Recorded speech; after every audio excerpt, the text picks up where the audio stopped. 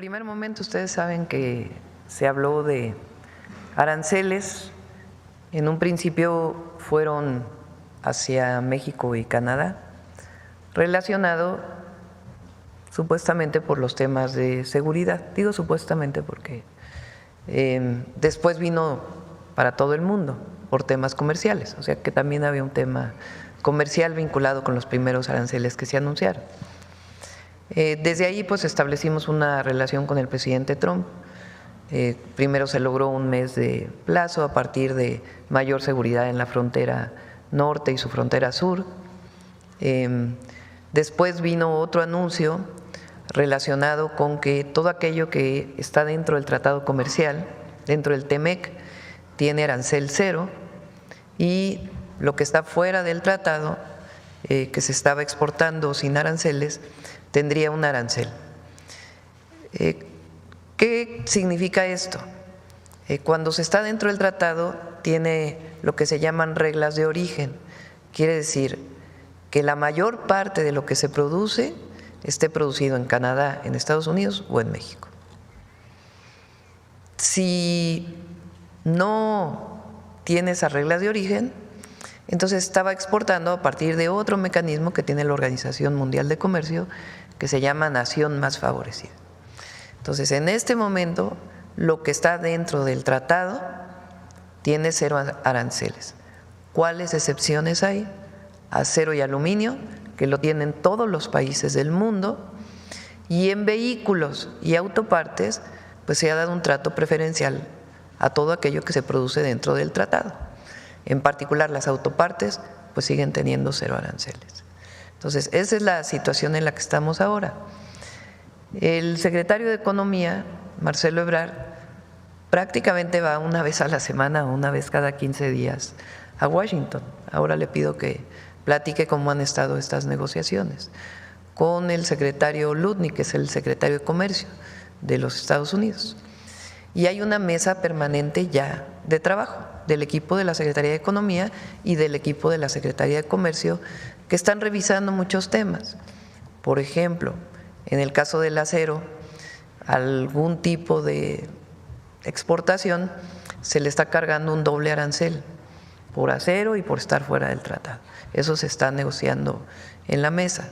Y otros temas diversos que tienen que ver con la automotriz, con el aluminio y muchos otros temas ya de mayor visión del propio tratado. Entonces, le pido a Marcelo si nos quiere platicar esas conversaciones.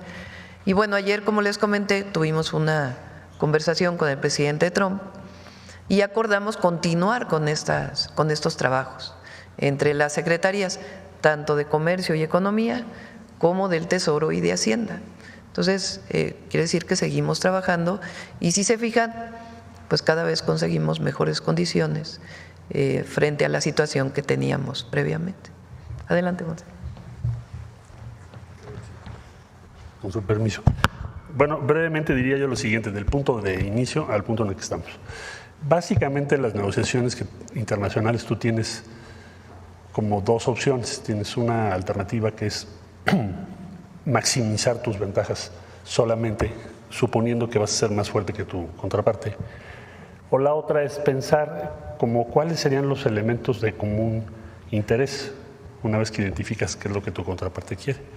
Entonces nosotros la instrucción que recibimos fue tratar de buscar los puntos que son comunes, porque es muy fácil aumentar aquellos en los que tienes diferencias de diferente tipo o tienen contenido emocional. Bueno, total, de la primera reunión ahorita, como lo dice la presidenta, pues hemos estado ya en innumerables ocasiones, hay reunión semanal o a máximo quincenal. Hemos venido planteando qué cosa, la integración que tiene México con Estados Unidos en lo que hace específicamente la industria automotriz. También en acero y aluminio, ahorita explico por qué. La integración que tenemos en la industria automotriz implica varios sectores.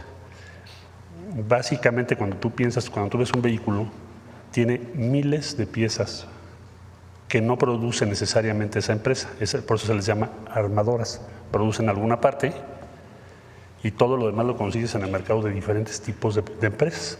Quién hace el tornillo, quién hace el pistón y así sucesivamente, hasta llegar a los semiconductores. Bien, Entonces, ese universo, ese ecosistema que está en torno a cada vehículo, tiene un contenido cada vez mayor de México. ¿En razón a qué? Bueno, pues llevamos 35 años trabajando juntos. Y además en 2019 se firmó un tratado que dice que tienes que aumentar el contenido de México, Estados Unidos y Canadá en los vehículos que produzcas en la región. Entonces ha venido aumentando. Y si primero hacíamos una piececita, pues hoy hacemos muchas piezas, ¿verdad? Entonces, si tú sumas el impacto de 25% al vehículo final, cuando pasa la frontera, más derivados de acero y aluminio, que también les pones impuesto, y además le pusieras impuesto a autopartes, prácticamente sacas del mercado ¿a quién? Pues a las compañías de Estados Unidos en primer lugar, General Motors, Ford, Stellantis, y después pues a todas las empresas mexicanas que están alrededor de. Y no habría manera de sustituir eso, salvo por Asia. Entonces, esta argumentación que te estoy resumiendo, en negociaciones donde yo debo decir que el secretario de Comercio, pues sí empezamos teniendo muchas discusiones porque empezamos de puntos muy distintos, pero hoy en día hemos logrado construir una buena relación de confianza y respeto. Y ha tomado en cuenta argumentos que hemos dado. Esto, desde luego, además de manera complementaria a las llamadas que ha tenido la presidenta Sheinbaum con el presidente Trump, que fijan toda la negociación. En conclusión, yo diría que en este momento lo que estamos es que entendemos perfectamente bien, o muchísimo mejor, nos entendemos, porque estamos hablando ya de una base común que es proteger ese complejo productivo. Son millones de empleos. Y en eso estamos. Entonces, no puedes meterle 25% a las autopartes, 25% al acero y al aluminio derivados, más 25% al precio final, pues porque acabas con esa empresa, ¿no? Entonces, bueno, ya pusiste 25, pues entonces ya no le pongas otros. Digamos, es el principio de que no los pongas en condiciones de tal costo que puedan incluso estar en peligro su viabilidad, ya cuando lo sumas. Por ejemplo, le decíamos, bueno, me recuerdo muy bien porque hicimos hasta un video por indicaciones de la presidenta, que creo que fue muy buena idea, de explicar, que creo que lo presentamos aquí, respecto a un pistón, que cruza 7 veces la frontera. Entonces, bueno, es nada más una pieza, ¿no? La bolsa que tienes en el volante por si tienes un accidente, 7 veces cruza la frontera. Entonces, esos argumentos han ido determinando el común objetivo de proteger esa cadena productiva. Bien, entonces eso explica estas decisiones. Y desde luego la gestión que la presidenta ha hecho por persuadir al presidente Trump, no es fácil, ¿verdad? Me consta. Entonces, en donde estamos es ahí. Creo que esto nos va a conducir ¿a qué punto? A que tengamos la mejor condición relativa respecto a cualquier otro país del mundo. Y eso se está materializando. Ese fue el objetivo que fijó la presidenta Sheinbaum a todo el equipo que estamos trabajando en comercio, en Hacienda con Tesoro, en relaciones exteriores, desde luego. Todos estamos trabajando en esa misma dirección y creo que pues ahí vamos avanzando. No echamos campanas al vuelo, porque esto es día a día, pero cada día algo se avanza. Ayer hubo una instrucción a las aduanas de Estados Unidos donde se subraya esto de las autopartes. Entonces, bueno, pues es un avance, ahí vamos en el camino correcto. Gracias. Presidenta, en estos avances que ha tenido en las negociaciones… La exportación de autopartes de México son 70,000 millones de dólares.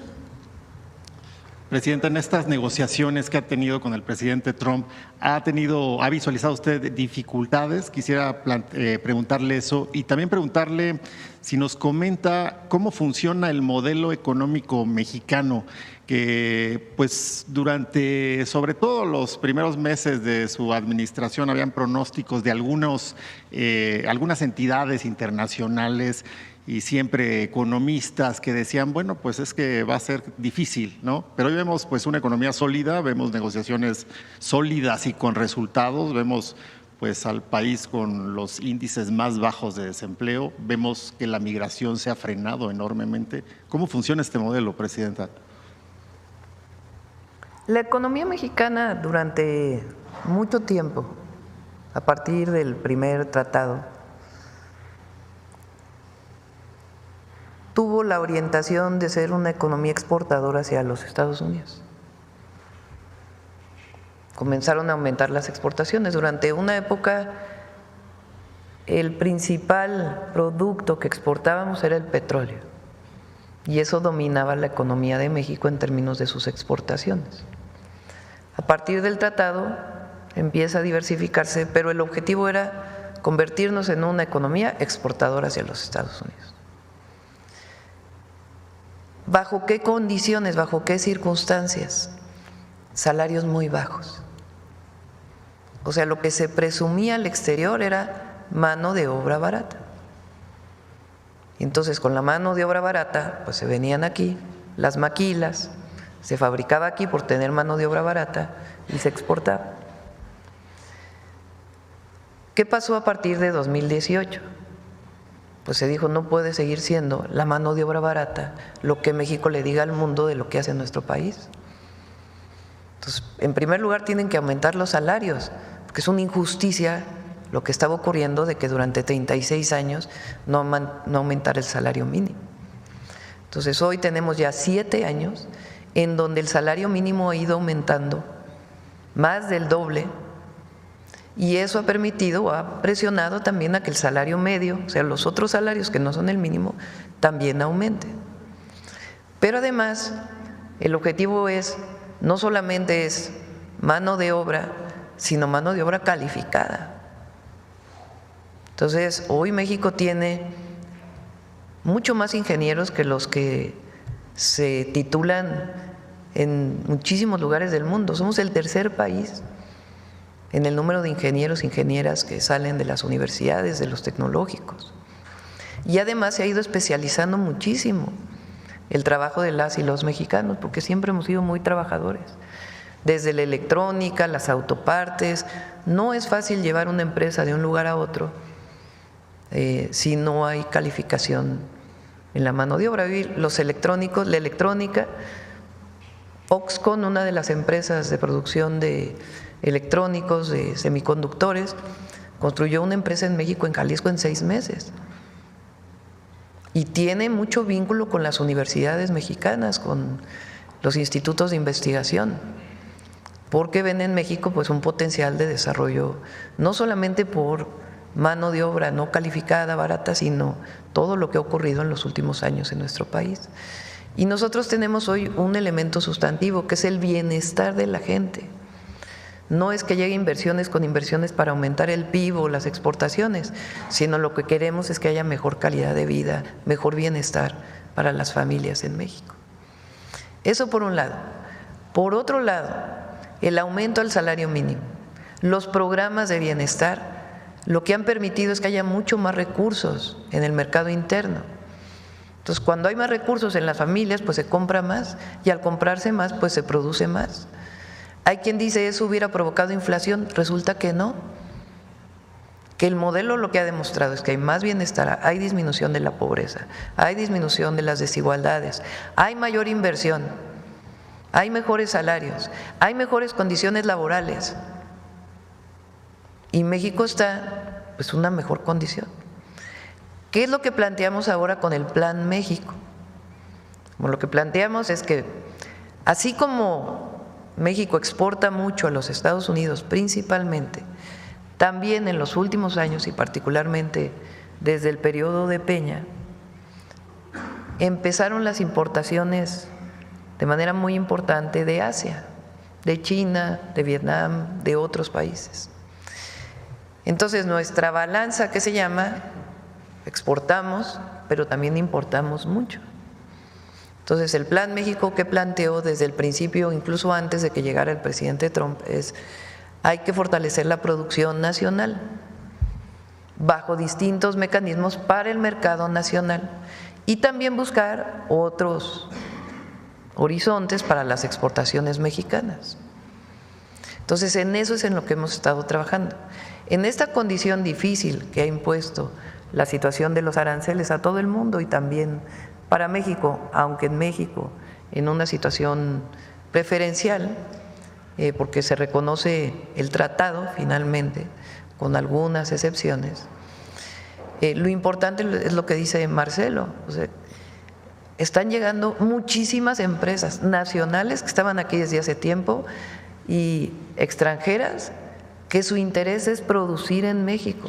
ya no solo por el mercado de Estados Unidos, sino por lo que está representando México. Entonces, eso nos hace ser optimistas. Por eso cuando decían los organismos financieros internacionales, algunas calificadoras, de que México iba hacia la recesión y que el PIB iba a bajar y que pues en 3 meses hubo crecimiento, poco, pero hubo crecimiento. Y lo que esperamos, más allá de los impactos que pueda tener esta situación, pues es que en el año tengamos crecimiento y sobre todo, pues todos estos compromisos de inversión que se traducen además en facilidad para invertir en aquellos lugares, si usan agua donde hay agua, si usan otros recursos donde hay esos recursos, que son los polos de bienestar también que vamos a informar pronto. Pues esta condición está colocando a México en una situación muy buena. Ya comentamos, el portafolio de inversión para México es de más de 200,000 millones de dólares. Y lo que se está haciendo es una mesa de trabajo para facilitar pues todos los permisos en un marco de fortalecer nuestra economía interna y también lo que significa las exportaciones. Presidenta, en este tema de las inversiones, que si me permitiera hacerle una pregunta al representante de Unilever, ¿qué es lo que esta empresa de Gran Bretaña ve en México hoy? ¿Cómo ven México y qué confianza tienen para anunciar una inversión tan grande y pues